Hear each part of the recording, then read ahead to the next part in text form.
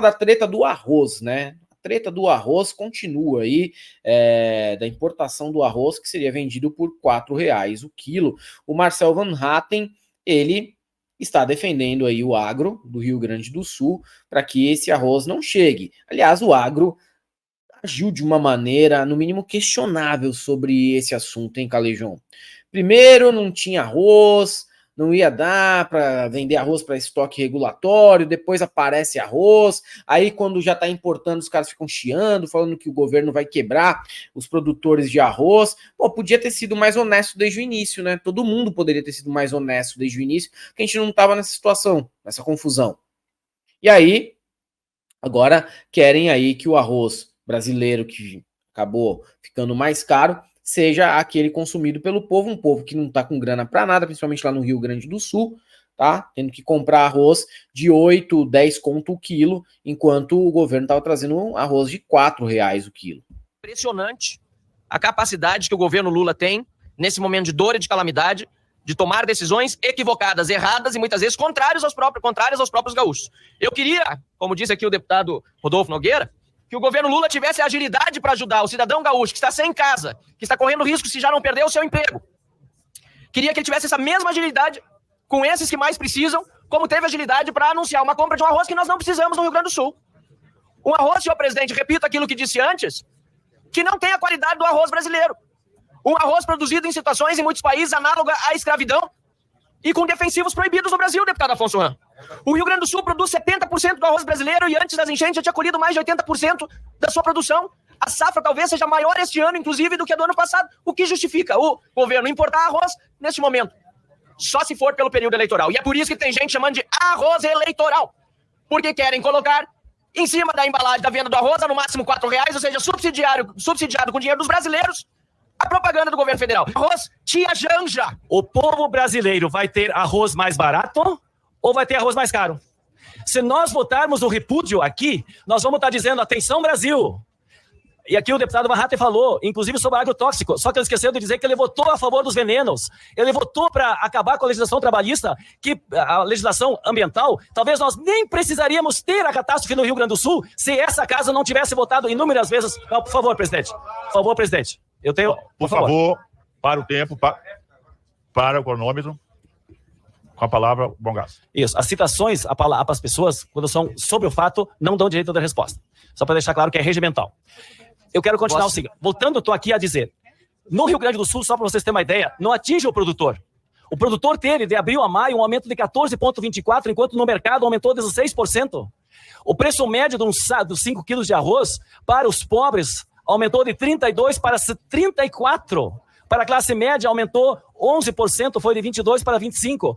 Há uma especulação nesse momento. O que nós devíamos fazer aqui era um ato de repúdio contra os especuladores que na dor e no sofrimento das pessoas que não têm casa, a chuva inundou as propriedades, o agricultor não produz, a terra foi levada embora, e nós estamos aqui dizendo um repúdio contra quem quer garantir o preço baixo por um alimento para a população brasileira. O repúdio dessa casa tinha que ser contra os especuladores que aproveitam a catástrofe e a dor do povo brasileiro para aumentarem preços. E esta casa vai dizer, continuem especulando, podem pagar. O povo, sim, vocês colocaram o povo na miséria. 33 milhões de povo brasileiro não podia comer comida, não podia comer arroz. É isso que vocês defendem. Especuladores. Especuladores. Ou o Brasil toma sobriamente uma atitude, que nem nós estamos tomando, para fazer com que não falte comida. E outra coisa importante, eu preciso concluir nesses últimos segundos, eu vou ficar dentro do meu tema regimental.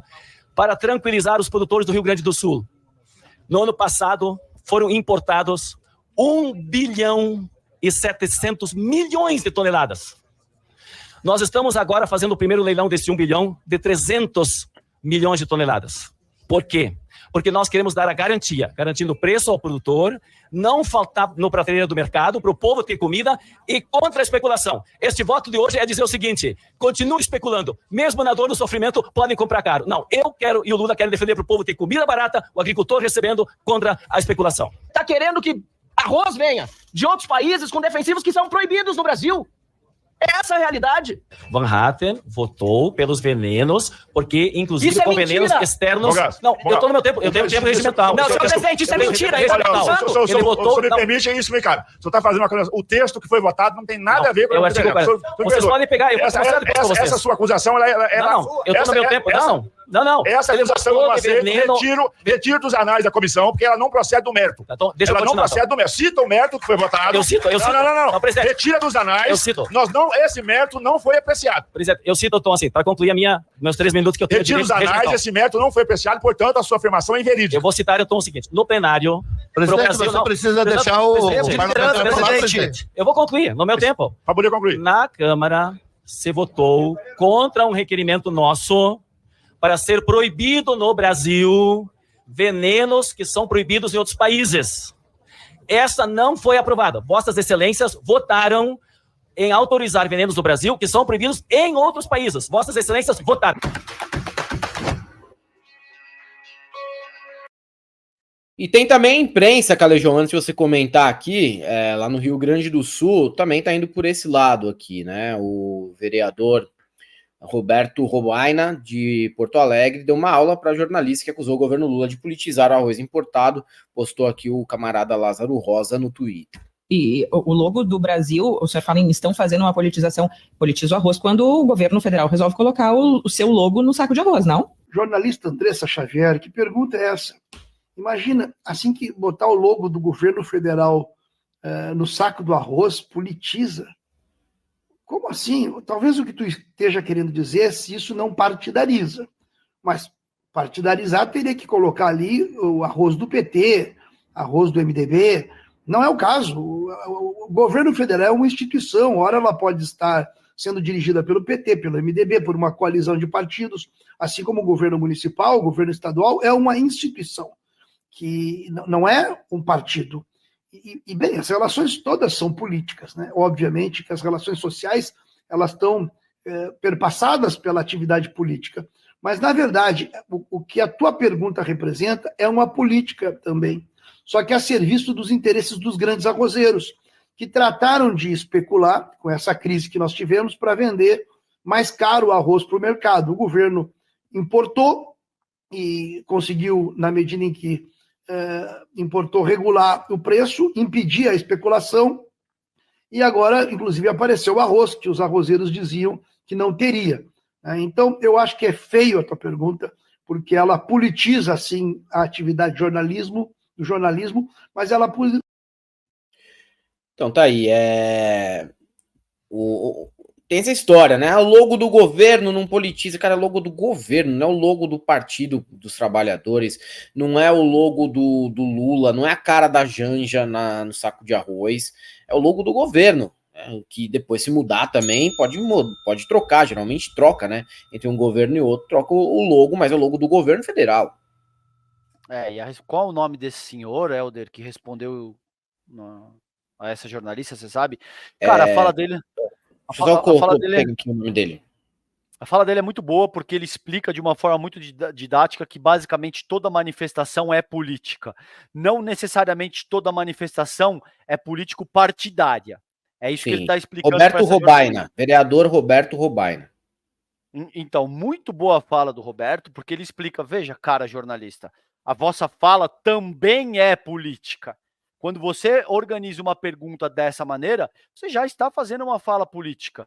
Agora, existe uma dimensão partidária que não se aplica nesse caso, porque não vai uma estrela vermelha, que seria o logo do PT, no saco de arroz.